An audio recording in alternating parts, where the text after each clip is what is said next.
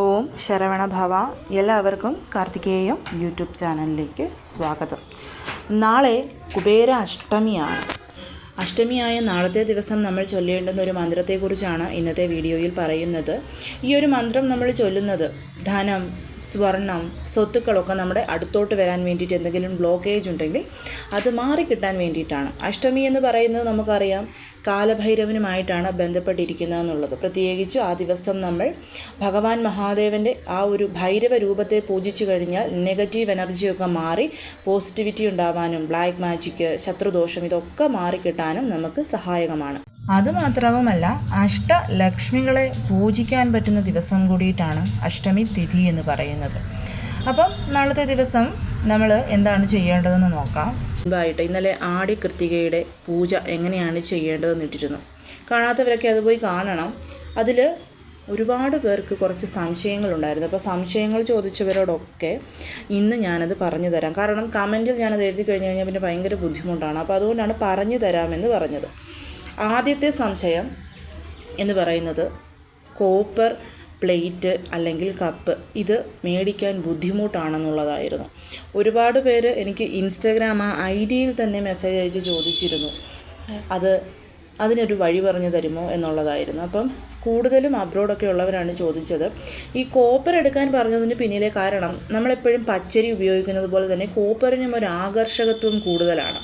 അതുകൊണ്ടാണ് കോപ്പർ എടുക്കാൻ വേണ്ടി പറഞ്ഞത്. ഇപ്പോൾ കോപ്പർ നിങ്ങൾക്ക് മേടിക്കാൻ പറ്റില്ല എന്നുണ്ടെങ്കിൽ ബ്രാസിൻ്റെ പ്ലേറ്റ് ഉണ്ടെങ്കിൽ അതെടുക്കാം. അങ്ങനെ അല്ലെങ്കിൽ മൺവിളക്ക് എടുക്കാം. ഇതൊന്നുമില്ലെങ്കിൽ വെറ്റില എടുക്കാം, വാഴയില എടുക്കാം. അതിലൊന്നും ഒരു കുഴപ്പവുമില്ല. വെറ്റില, വാഴയില അല്ലെങ്കിൽ മൺവിളക്ക് അല്ലെങ്കിൽ ബ്രാസിൻ്റെ ചെറിയ പ്ലേറ്റ് എടുത്താലും മതിയാവും. അതിലോട്ട് ഞാൻ പറഞ്ഞ വസ്തു ഇട്ടാൽ മതി. പിന്നെയുള്ള കുറച്ച് പേരുടെ സംശയം താമരപ്പൂവ് കിട്ടില്ലെന്നുള്ളതായിരുന്നു. അതും അബ്രോഡുള്ളവർക്കാണ് കൂടുതലും. പിന്നെ കേരളത്തിലെ ചില സ്ഥലങ്ങളിലൊക്കെ താമസിക്കുന്നവർക്ക് എനിക്ക് മെസ്സേജ് അയച്ചിരുന്നു, ഞങ്ങൾക്കൊന്നും ഇവിടെ താമരപ്പൂവ് കിട്ടാനുള്ള ഒരു ചാൻസും ഇല്ല, എന്ത് ചെയ്യണം എന്നുള്ളത്. അതിനുള്ളൊരു വഴി ഞാൻ എപ്പോഴും പറയുന്നത് 8 ഇതൾ താമരപ്പൂവ് കോലം വരയ്ക്കുക. നമ്മൾ നിലവിളക്ക് വെച്ചിട്ട് അതിന് ചുറ്റുമായിട്ട് 8 ഇതളിൻ്റെ താമരപ്പൂവിൻ്റെ ആ ഒരു കോലം വരയ്ക്കുക. നമുക്കിപ്പോൾ ആമസോണിൽ 8 ഇതൾ താമരപ്പൂവിൻ്റെ സ്റ്റെൻസിൽ ലഭ്യമാണ്. അത് വാങ്ങിച്ചാൽ മതിയാവും. നല്ല പെർഫെക്റ്റ് ആയിട്ട് നമുക്ക് അതുകൊണ്ട് കോലം വരയ്ക്കാൻ പറ്റും. ഇപ്പോൾ വരയ്ക്കാൻ അറിയാത്തവർക്കും അത് ഈസി ആയിട്ട് ചെയ്യാം.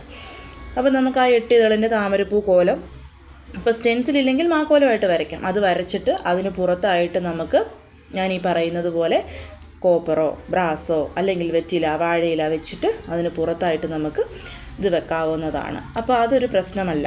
പിന്നെ നമ്മൾ ഈ പൊടി വെച്ചിട്ട് അതിന് മുകളിലായിട്ട് തന്നെ നമുക്കപ്പോൾ ആ ഒരു വെള്ളി നാണയം വെക്കാനായിട്ട് പറ്റും. ഇനി അടുത്ത സംശയം, ഞങ്ങളുടെ കയ്യിൽ 2 വെള്ളി നാണയമേ ഉള്ളൂ, ചിലരുടെ കയ്യിൽ 4 എണ്ണം ഉണ്ട്, ചിലരുടെ കയ്യിൽ വെള്ളി നാണയമേ ഇല്ല. അപ്പോൾ എന്ത് ചെയ്യും? വെള്ളി നാണയം എത്ര എണ്ണം ഉണ്ടോ അതെടുക്കുക. അതിനോടൊപ്പം നമുക്ക് 1 രൂപയുടെ നാണയം, 2 രൂപയുടെ നാണയം, 5 രൂപയുടെ നാണയം ഒക്കെ ആഡ് ചെയ്യാവുന്നതാണ്. അതിലൊരു കുഴപ്പമില്ല. പക്ഷേ എടുക്കുന്ന ഡിനോമിനേഷൻ ഒരുപോലെ ആയിരിക്കണം. ഇപ്പം നിങ്ങളുടെ കയ്യിൽ ഒരു 2 വെള്ളി നാണയമുണ്ട്, ബാക്കി 4 എണ്ണം നിങ്ങൾ വേറെ നാണയങ്ങളാണ് എടുക്കുന്നതെന്നുണ്ടെങ്കിൽ 1 രൂപയുടെ തന്നെ എടുക്കണം. അല്ലെങ്കിൽ 1, 2, 5 ആയിട്ട് മിക്സ് ചെയ്തെടുക്കാനായിട്ട് പാടില്ല. ഇപ്പോൾ വെള്ളി നാണയങ്ങളെ ഇല്ലാത്തവർക്ക് 1 രൂപയുടെ 6 കോയിൻ എടുക്കാം, അല്ലെങ്കിൽ 2 രൂപയുടെ 6 കോയിൻ എടുക്കാം, അല്ലെങ്കിൽ 5 രൂപയുടെ 6 കോയിൻ എടുക്കാം. അപ്പോൾ അത് മനസ്സിലായല്ലോ. ഇതൊന്നും ഇല്ലെങ്കിലും സബ്സ്റ്റിറ്റ്യൂട്ടായിട്ട് നമ്മൾ നോക്കിയിട്ട് ഇത് ചെയ്യുക എന്നുള്ളതാണ്. അത്രമാത്രം പവർഫുള്ളായിട്ടുള്ളൊരു പൂജയാണിത്. അപ്പോൾ അത് നമ്മൾ ചെയ്യാനായിട്ട് തന്നെ ശ്രമിക്കണം. ഇപ്പം താമരപ്പൂവില്ലെങ്കിലും വെള്ളിക്കോയിൻ ഇല്ലെങ്കിലും കോപ്പറിൻ്റെ പ്ലേറ്റ് ഇല്ലെങ്കിലും ഈ വസ്തുക്കളൊക്കെ എല്ലാവരുടെ കയ്യിലും കാണുമല്ലോ. 8 ഇതൾ താമരപ്പൂവ് വരയ്ക്കാം, 1 രൂപ നാണയങ്ങൾ കാണും, പച്ചരിപ്പൊടി കാണും. സോ നമ്മളത് ചെയ്യാൻ ശ്രമിക്കുക. നമ്മുടെ കയ്യിൽ ഈ വസ്തു ഇല്ല എന്നും പറഞ്ഞ് വിഷമിക്കുന്നതിനേക്കാൾ ഭേദം നമ്മൾക്ക് എന്തൊക്കെയാണോ കയ്യിലുള്ളത് അതുകൊണ്ട് നമ്മൾ നല്ല പെർഫെക്റ്റായിട്ട് ചെയ്യുക എന്നുള്ളതാണ്. പിന്നെ ഒരുപാട് പേര് പറഞ്ഞിരുന്നു വ്യാഴാഴ്ച വൈകിട്ട് ഞങ്ങൾക്ക് ചെയ്യാൻ പറ്റില്ല. അവർക്ക് ഞാൻ വീണ്ടും ഞാൻ പറഞ്ഞിരുന്നു, നമുക്ക് വെള്ളിയാഴ്ച ചെയ്യാം, ഒരു കുഴപ്പവുമില്ല. പ്രത്യേകിച്ചും അഷ്ടലക്ഷ്മികളെയും കൂടിയാണ് മുരുകഭഗവാനോടൊപ്പം നമ്മൾ പൂജിക്കുന്നത്. അതുകൊണ്ട് തന്നെ നമുക്കിത് വെള്ളിയാഴ്ചയും ചെയ്യാവുന്നതാണ്. പക്ഷേ കാർത്തിക നക്ഷത്രം അഗ്നി നക്ഷത്രമായതുകൊണ്ടും അഗ്നിക്ക് പ്രാധാന്യം സന്ധ്യയ്ക്കായതുകൊണ്ടുമാണ് നമ്മളിത് സന്ധ്യയ്ക്ക് ചെയ്യുക പറഞ്ഞത്. ഇപ്പോൾ വെള്ളിയാഴ്ച വൈകിട്ട് നമുക്ക് ചെയ്യാം, അതിലൊന്നും ഒരു കുഴപ്പവുമില്ല. പിന്നെ കുറേ പേര് പറഞ്ഞിരുന്നു ഈ ഒരു താമരപ്പൂക്കൾ പൂജ കഴിഞ്ഞതിന് ശേഷം ഞങ്ങൾക്ക് വെള്ളത്തിലൊഴുകി കളയാൻ പറ്റില്ല, ഡസ്റ്റ്ബിനിലിട്ടോട്ടെ എന്നുള്ളത്. നമ്മൾ സാക്ഷാൽ മുരുക ഭഗവാനെ അറുമുഖനായിട്ടാണ് കണ്ടിട്ടാണ് ആ താമരപ്പൂവിൽ വെള്ളിക്കോയിൻ വെച്ച് ഭഗവാനെ പൂജിക്കുന്നത്. അത് നമ്മൾ അങ്ങനെ ഡസ്റ്റ്ബിനിലൊക്കെ ഡിസ്പോസ് ചെയ്യുന്നതിനേക്കാൾ നല്ലത് നമ്മുടെ വീട്ടിലൊക്കെ ചെടി കാണുമല്ലോ, ചെടി ചുവട്ടിലിടുക. 2-3 ദിവസം വെള്ളം ഒഴിച്ച് കഴിയുമ്പോൾ അത് അഴുകി ചേർന്നോളൂ. ഇനി ചെടിയൊന്നുമില്ലെങ്കിൽ ഏതെങ്കിലും മരത്തിൻ്റെ ചുവട്ടിൽ കൊണ്ടുപോയി കളഞ്ഞാലും മതി. നമ്മൾ ചപ്പ് കളയുന്ന ആ ഒരു ഡസ്റ്റ്ബിനകത്ത് കൊണ്ട് കളയുന്നതിനേക്കാൾ ഭേദം ഇങ്ങനെ ചെയ്യുന്നതാണ്. അപ്പം എല്ലാവരും ഈ ഒരു കാര്യം ഈ രീതിയിൽ ചെയ്യാനായിട്ട് ശ്രമിക്കൂ. പിന്നെ ഒരു കമൻറ്റ് എനിക്കുണ്ടായിരുന്നു. സത്യത്തിൽ ആ കമൻറ്റ് എനിക്ക് വായിച്ചപ്പോൾ ചിരിയാണ് വന്നത്. എനിക്ക് ഇൻസ്റ്റഗ്രാമിലാണ് ആ കമൻറ്റ് വന്നത്. അതായത് എനിക്ക് സ്വന്തമായിട്ട് വീടുണ്ട്, എനിക്ക് സ്വന്തമായിട്ട് വാഹനമുണ്ട്, ഭൂമി പ്രശ്നങ്ങളൊന്നുമില്ല, ഞാൻ ഈ പൂജ ചെയ്യേണ്ടത് ആവശ്യമുണ്ടോ ചേച്ചി എന്ന് ചോദിച്ചായിരുന്നു. അത് ഭയങ്കര കളിയാക്കിക്കൊണ്ടൊന്നുമല്ല, സീരിയസ് ആയിട്ടാണ് എനിക്ക് വോയിസ് അയച്ചത്. അപ്പോൾ ഞാനതനുസരിച്ച് റിപ്ലൈ കൊടുത്തു. പക്ഷേ എന്നാൽ പോലും കുറച്ച് പേർക്കൊക്കെ ഈ ഒരു സംശയം ചിലപ്പോൾ മനസ്സിൽ കണ്ടേക്കാം. അതായത് നമ്മളിത് ചെയ്യുന്നത് നമുക്ക് സൗഭാഗ്യങ്ങൾ വരിക എന്നുള്ളതിനേക്കാൾ കവിഞ്ഞ് ഭഗവാൻ മുരുകൻ്റെ അനുഗ്രഹം ലഭിക്കുക എന്നുള്ളതാണ്. 6 കാർത്തിക പെൺകുടികൾ എടുത്തു വളർത്തിയ ഭഗവാനെ അതേ രീതിയിൽ നമുക്ക് പൂജിക്കാൻ കിട്ടുന്നൊരു അവസരമാണ്. അത് നമ്മൾ പാഴാക്കി കളയാതിരിക്കുക. ഇന്നത്തെ കാലത്ത് എല്ലാവർക്കും വീടുണ്ടാവും, എല്ലാവർക്കും വാഹനമുണ്ടാകും. പ്രത്യേകിച്ച് സ്വത്ത് പ്രശ്നങ്ങളൊന്നും ആർക്കും തന്നെ, ഞാൻ പറയുന്നത് 100-ൽ 60% പേരും അങ്ങനെയൊക്കെ തന്നെ ആയിരിക്കുമല്ലോ. എന്നും പറഞ്ഞുകൊണ്ട് ആരും ഈ പൂജ ചെയ്യാതിരിക്കും. നമുക്ക് ചെയ്യാൻ കൺവീനിയൻ്റ് ആണെന്നുണ്ടെങ്കിൽ തീർച്ചയായിട്ടും നമ്മളത് ചെയ്യാൻ ശ്രമിക്കുക എന്നുള്ളതാണ്. പിന്നെ നമ്മുടെ മനസ്സിൽ ഇതാണ്, 50% ചെയ്യണോ 50% വേണ്ടയോ അങ്ങനെ വെച്ചിട്ട് ചെയ്യരുത്. അതിനേക്കാൾ ഭേദം നമ്മൾ ചെയ്യാതിരിക്കുന്നതാണ്. പക്ഷേ ഭഗവാനോടുള്ളൊരു ഇഷ്ടമുണ്ടെങ്കിൽ ഭഗവാനെ പൂജിക്കാൻ കിട്ടുന്ന ഒരു അവസരങ്ങളും മിസ്സാക്കാതെ നമ്മളിത് ചെയ്യാൻ ശ്രമിക്കണം. ഈ ഒരു അടികൃത്യം അടുത്ത വർഷമേ വരുള്ളൂ. സോ കഴിയുന്നതും എല്ലാവരും ചെയ്യാനായിട്ട് തന്നെ ശ്രമിക്കണം. അതിൻ്റെ ഫലം നമുക്ക് തീർച്ചയായിട്ടും ലഭിക്കും. അപ്പം സംശയങ്ങളൊക്കെ എല്ലാവരുടെയും മാറിയെന്ന് വിശ്വസിക്കുന്നു. ഇനി ഞാൻ ഇതിൽ പറയാത്ത എന്തെങ്കിലും സംശയങ്ങളുണ്ടെങ്കിൽ കമൻ്റായിട്ട് ചോദിച്ചോളൂ. ഞാനത് എടുത്തിട്ട് ഡിലീറ്റ് ചെയ്ത് കളയും എന്നുള്ളതേ ഉള്ളൂ.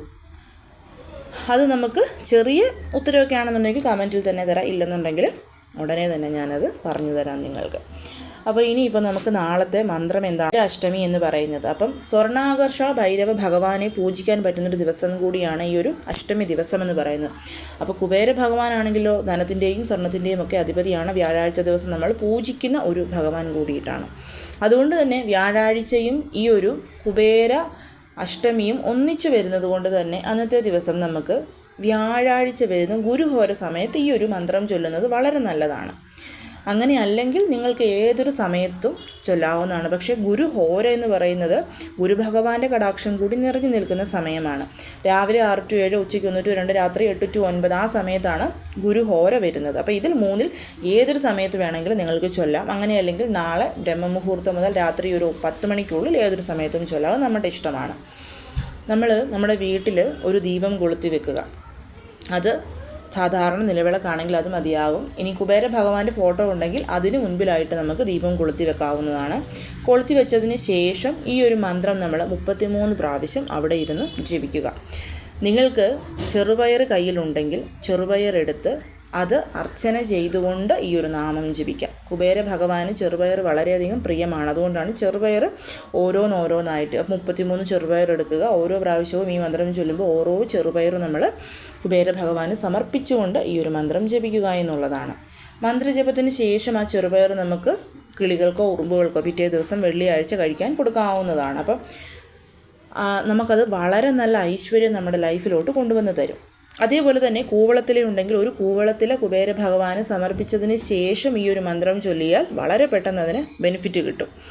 കാരണം കുബേര ഭഗവാന് ധനധാന്യങ്ങളൊക്കെ കൊടുത്തത് സാക്ഷാൽ ശിവഭഗവാനാണ്. അതുകൊണ്ടാണ് നമ്മളൊരു കൂവളത്തിലെ കൂടി ഭഗവാന് സമർപ്പിക്കാൻ വേണ്ടിയിട്ട് പറയുന്നത്. അങ്ങനെ നമ്മളിത് സമർപ്പിച്ച് ചെറുപയർ കൊണ്ട് അർച്ചന ചെയ്ത് നമുക്ക് ഈ ഒരു മന്ത്രം ചൊല്ലാം. ഇല്ലെങ്കിൽ വെറുതെ 33 പ്രാവശ്യം ജപിച്ചാലും മതിയാവും. ചൊല്ലേണ്ടുന്ന മന്ത്രം ഞാൻ ഇവിടെ എഴുതി കാണിച്ചിട്ടുണ്ട്. ഇത് മിക്കവർക്കും അറിയാവുന്ന മന്ത്രമായിരിക്കും. ഓം ഹ്രീം ശ്രീം ക്രീം ശ്രീം കുബേരായ അഷ്ടലക്ഷ്മി മമ ഗൃഹേ ധനം പുരയ നമഃ. ഓം ഹ്രീം ശ്രീം ക്രീം ശ്രീം കുബേരായ അഷ്ടലക്ഷ്മി മമ ഗൃഹേ ധനം പുരയ നമഃ. ഈ ഒരു മന്ത്രം നമ്മൾ വിശ്വാസപൂർവ്വം ജപിക്കുക. ജപശേഷം നമുക്ക് നല്ല രീതിയിലുള്ള ധനവരവും ഐശ്വര്യവും ഒക്കെ തരണമെന്ന് കുബേര ഭഗവാനോട് പ്രാർത്ഥിക്കാവുന്നതാണ്. നാളത്തെ ദിവസം ലക്ഷ്മി കുബേര പൂജ ചെയ്യുന്നവർക്ക് അത് ചെയ്യാം. ഇപ്പോൾ നാളെ വ്യാഴാഴ്ച, നാളെ വൈകിട്ടാണ് നമ്മൾ മുരുക ഭഗവാന്റെ പൂജ ചെയ്യുന്നത്. എല്ലാം കൂടി ചെയ്യണം എന്നുള്ള നിർബന്ധമൊന്നുമില്ല. അപ്പം കഴിയുന്നത് പോലെ നമ്മൾ ഓരോ കാര്യങ്ങൾ ചെയ്താൽ മതിയാകും. എല്ലാവരെയും മുരുകൻ അനുഗ്രഹിക്കട്ടെ. ഓം ശരവണഭവ.